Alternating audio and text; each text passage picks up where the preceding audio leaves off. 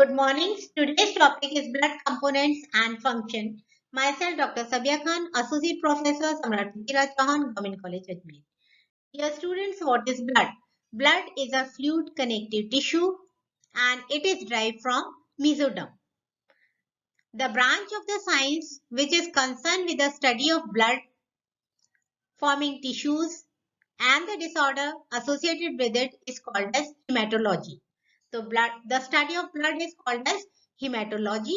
Heme a Greek word है that is blood and logos means study. So blood क्या है? It is a fluid connective tissue. Properties of the blood, the bright red color. The blood is always red in color in arteries and dark red, bright red in arteries and dark red in veins. The mass है it is 8% of the body mass. pH है it is slightly alkaline that is 7.3 to 7.4. अगर pH में variation होगा तो किस वजह से होता है, जैसे सपोज कार्बन डाइऑक्साइड से होता है. कार्बन डाइऑक्साइड की वजह से क्या होता है, इसकी जो pH है वो 7 से कम हो जाती है, 7.3 से. उस कंडीशन को कहते हैं एसिडोसिस. और अगर एल्कलाइनिटी बढ़ेगी 7.4 से तो वो कहती है एल्कोलिसिस.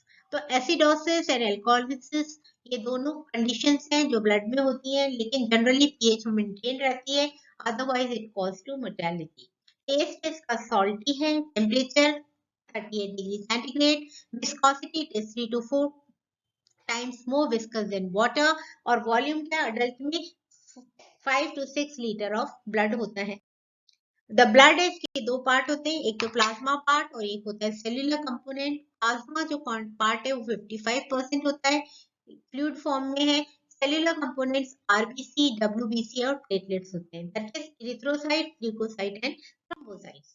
प्लाज्मा है वो ब्राइट रेड नहीं होगा, वो पेल येलो कलर का लिक्विड होता है, क्योंकि इसके अंदर जो ब्लड के सेल्यूलर कंपोनेंट्स हैं वो सस्पेंडेड रहते हैं, तो पेल येलो कलर होता है.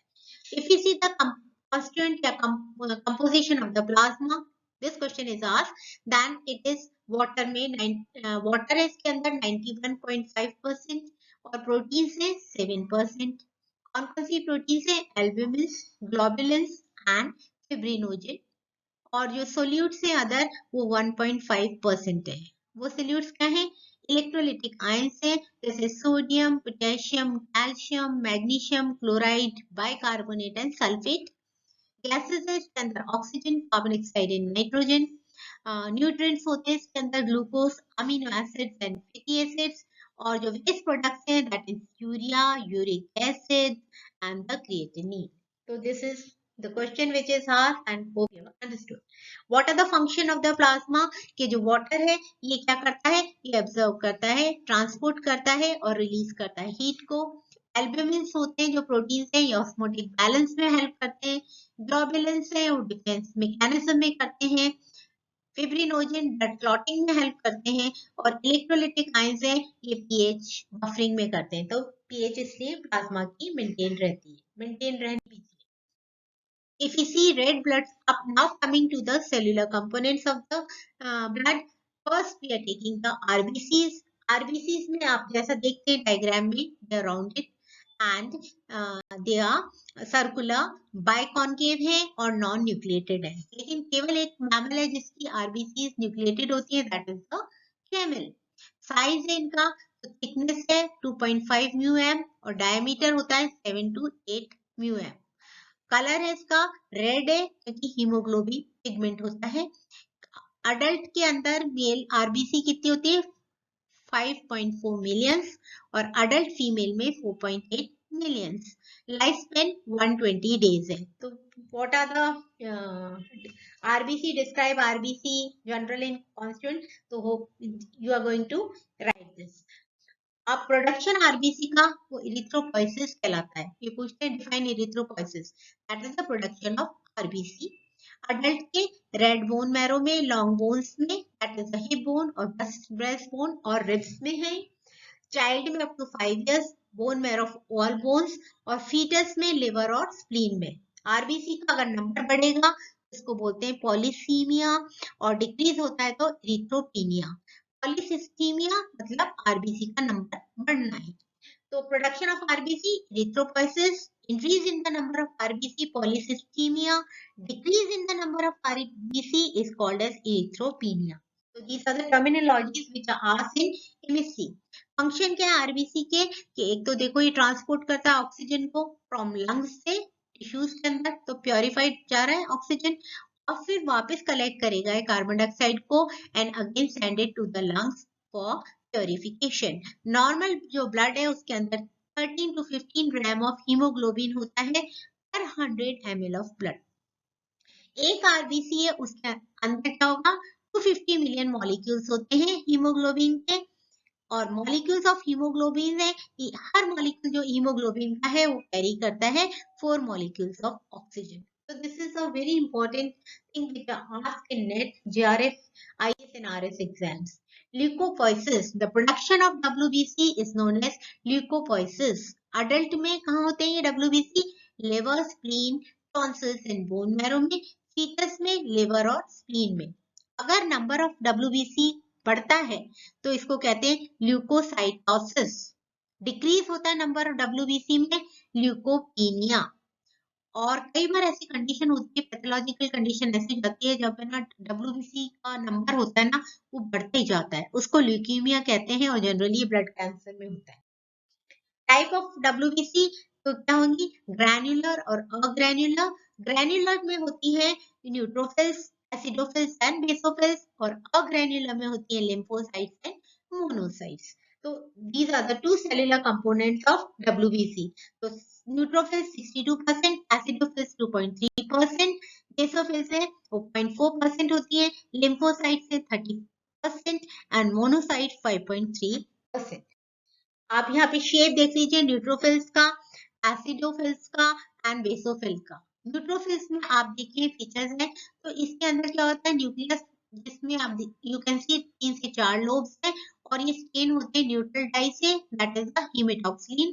फंक्शन क्या है कि डिस्ट्रॉय करना बैक्टीरिया को फेगोसाइटोसिस से, उसको कर लेते हैं कैप्चर, और बोन मैरो में है। एसिडोफिल्स है, इसमें न्यूक्लियस में आपको 2 लोब्स दिख रहे हैं, एसिड डाई से होते हैं जैसे ईओसिन से, और ये क्या करते हैं, इनका फंक्शन बहुत इंपॉर्टेंट है, ये करते हैं combat the effect of histamine in allergic reaction, ये भी बोन मैरो में लोकेटेड है। बेसोफिल्स है, इसमें इनडिस्टिंक्ट लोब्स हैं, आपको दिखाई नहीं देंगे, बेसिक डाई से ये डाई होते हैं, दैट इज मिथाइलिन ब्लू, और ये लिबरेट करते हैं heparin and histamine allergic reaction में to intensify inflammatory response. Very important question पूछा जाता है कि describe the WBCs, the types and the function. तो इसमें they are performing very important functions. These granular WBC and they are all located in bone marrow. अग्रेन्युलर में हम देखते हैं लिम्फोसाइट्स से और मोनोसाइट्स से। जो लिम्फोसाइट्स होते हैं ये स्मॉलेस्ट WBC होते हैं, लार्ज राउंड न्यूक्लियस होता है इनके अंदर, प्रोड्यूस करते हैं एंटीबॉडीज को और लोकेटेड होंगे बोन मैरो, स्प्लीन और टेंसिल में। मोनोसाइट्स हैं, ये लार्जेस्ट WBC होते हैं, लार्ज किडनी शेप के होते हैं, इंजेस्ट करते हैं माइक्रो ऑर्गेनिजम्स को और फाउंड होते हैं बोन मैरो में। Coming to the platelets, very important, they help in blood clotting. Circular देखिए शेप इनका circular, biconvex और non-nucleated है ना। In shape here you can see in the diagram, size है 2 to 4 μm होता है और इनका नंबर होता है 1,50,000 to 4 lakh platelets होती हैं। लाइफ स्पेन 5 to 9 days है and they helping in blood clotting. अब प्रोडक्शन ऑफ प्लेटलेट्स उसको कहते हैं थ्रोम्बोपोइसिस।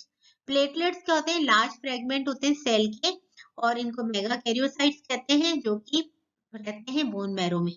अगर नंबर बढ़ेगा इंक्रीज प्लेटलेट्स में उसको थ्रोम्बोसाइटोसिस कहते हैं, नंबर कम होगा तो thrombocytopenia. Very important terminology. Production of platelets thrombopoiesis, increase in the number of platelets thrombocytosis, decrease in the number of platelets thrombocytopenia. ये फॉरेस्ट IFS के एग्जाम में पूछा गया था क्वेश्चन।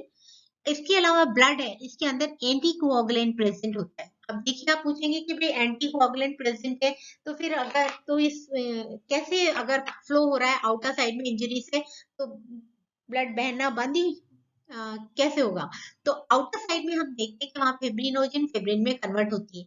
लेकिन हमारी अंदर की बॉडी है, हमारी अंदर की बॉडी में भी इंजरीज होती रहती है, वहां से क्लॉट्स बनते गए तो सर्वाइवल कैसे होगा? इससे एक नेचुरल है ना एंटी कोआगुलेंट प्रेजेंट होता है जिसको बोलते हैं हिपेरिन को, वो अंदर ब्लड के क्लॉट्स नहीं बनने देता और ब्लड कंटिन्यूसली फ्लो होता रहता है। अगर if blood clots too easily, the results can be thrombosis. Clotting is an undamaged blood vessel.